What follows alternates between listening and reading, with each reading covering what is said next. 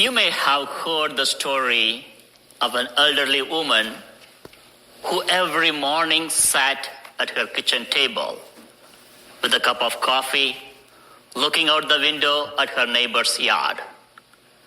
Each time the neighbor hung out her laundry, the woman would shake her head and say to her husband, "Look at that. Those clothes are still dirty. She clearly doesn't know how to wash properly. Maybe she's using the wrong soap. Someone should really teach her." This went on for weeks after weeks. The commentary never changed. Then one morning she looked out and was stunned. The laundry was bright, clean, and spotless. She called out, "Honey, come quickly. Look, she finally learned how to wash her clothes. I wonder who helped her." Her husband calmly replied, "Actually, I got up early today and cleaned our windows."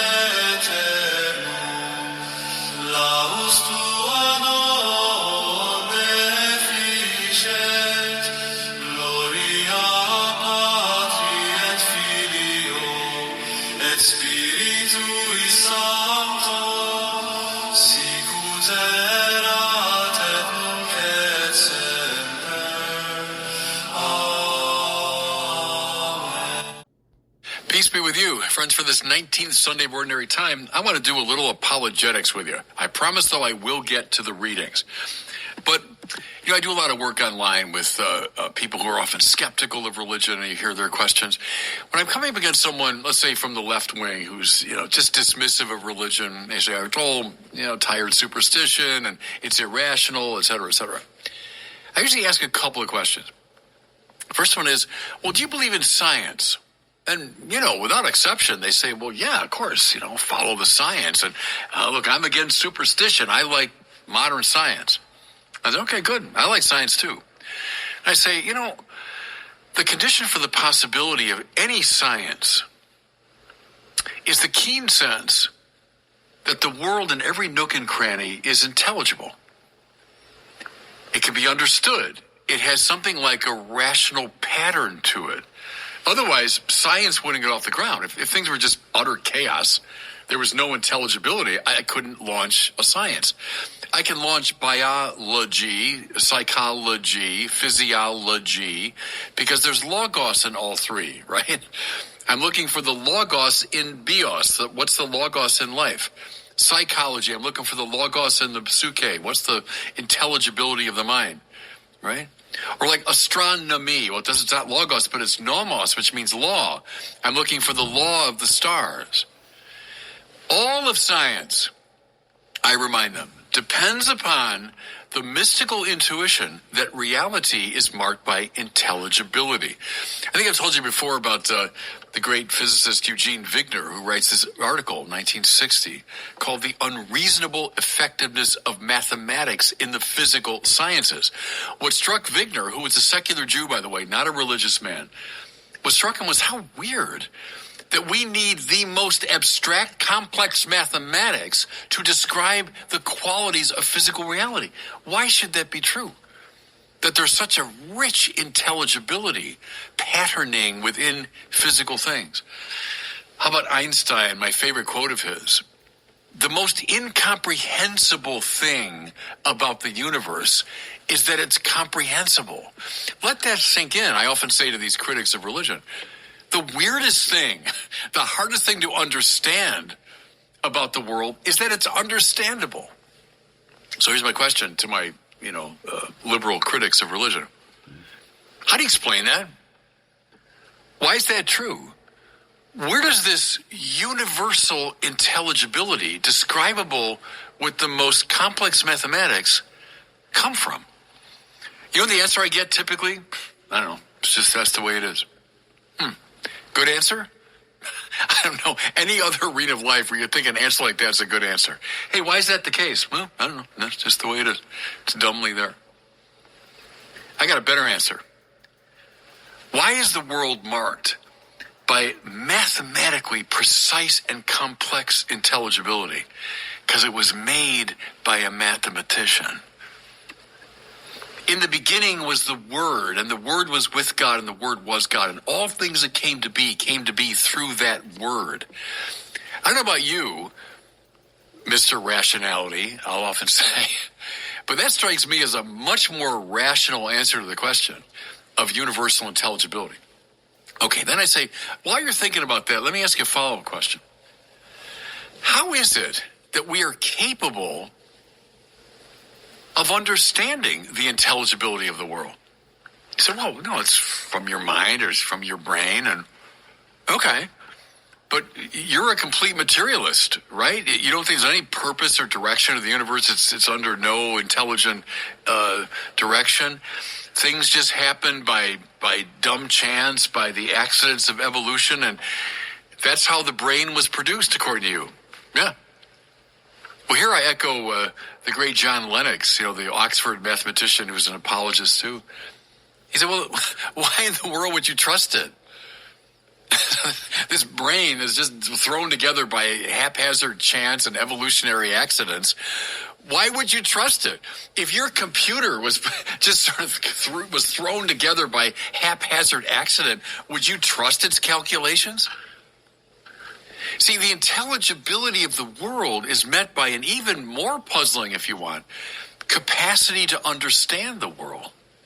The rational mind meets intelligible reality. We call that philosophy or indeed science. How do you explain that?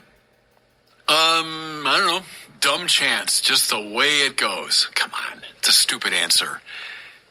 I say to them, you call me irrational? I'm the avatar of superstition? That's a pretty stupid answer, I think. Much better answer. Both world and mind come ultimately from a great creative and personal mind, whom we call God. Okay, that was the first set of questions I asked my skeptical interlocutors. Here's the second one. People that say, religion's crazy, there's no God, it's just a lot of old superstition.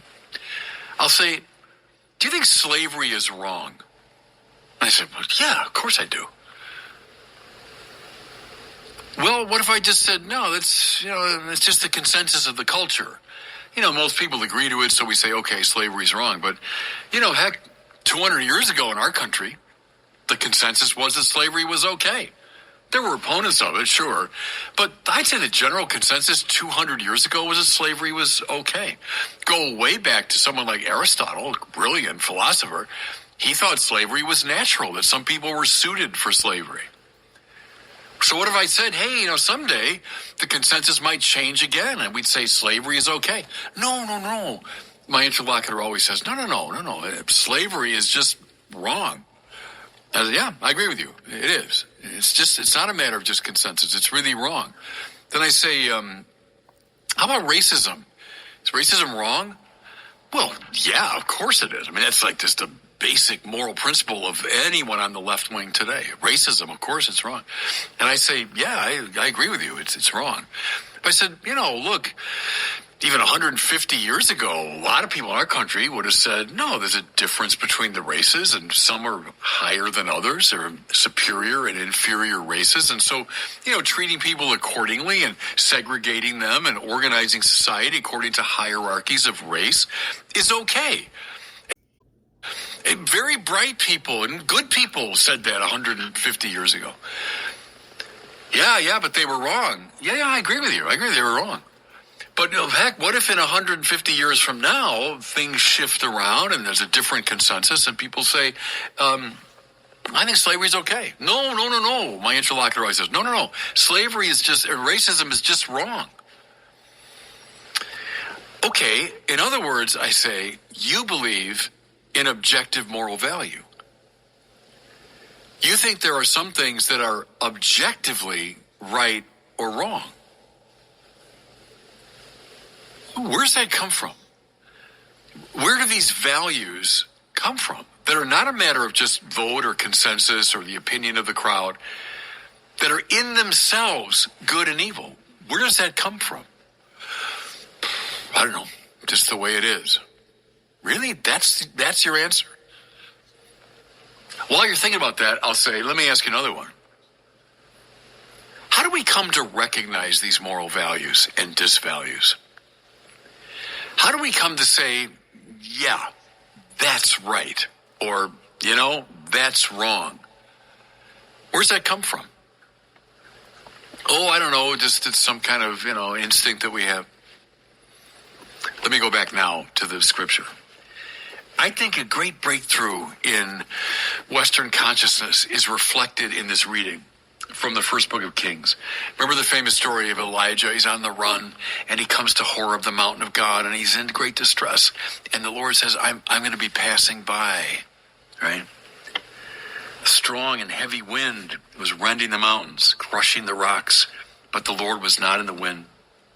After the wind, an earthquake. The Lord was not in the earthquake. After the earthquake was a fire, but the Lord was not in the fire. Now, those are all classic kind of signs of, rather bombastic signs of God's presence, right? But then listen. After the fire, there was a tiny whispering sound. When he heard this, Elijah hid his face in the cloak and went and stood at the entrance of the cave. Where did he sense the presence of God? In this tiny whispering voice. What is that? How do we recognize objective moral value? Just as our rational mind recognizes objective intelligibility, how do we recognize objective moral values? What John Henry Newman called aboriginal vicar of Christ in the soul, the conscience, that we rightly call, mind you, the voice of our conscience. A voice that tells us, yes, that is right, that's a value, or that's wrong, that's a disvalue. Seek and do this, avoid that. What is this voice but the presence of God within us? Our capacity to discern moral value and disvalue. You know, there's a kind of Freudian reading of conscience that says something like this. No. Conscience is just the internalized voice of your father. You know, your father when you were a kid told you, do this and don't do that, and you internalize that, and then you kind of extrapolate from that, and as you grow up, it becomes this sort of unconscious memory of what your father told you to do and not to do. Come on. Let me tell you my argument against that. And I'm reluctant because my father was the best guy ever. I love my father. He was a great man. But I remember the moment, I don't know how old I was, but when I realized, hey, you know, what my father just said there, that wasn't the nicest thing, or, you know, that wasn't the best thing for him to do. If the conscience is nothing but the internalized voice of my father, I'd never be able to judge father or president or mother or elder. See what I'm saying? Yes, that plays a role in the formation of conscience. Yes, indeed, the rules given by your parents. No, but conscience is much more mysterious. It's rather the presence in you, listen now, of an intelligent person who knows you intimately and rewards you for the good choices you make and punishes you for the bad choices you make. Isn't it interesting, everybody, that when we do something morally wrong,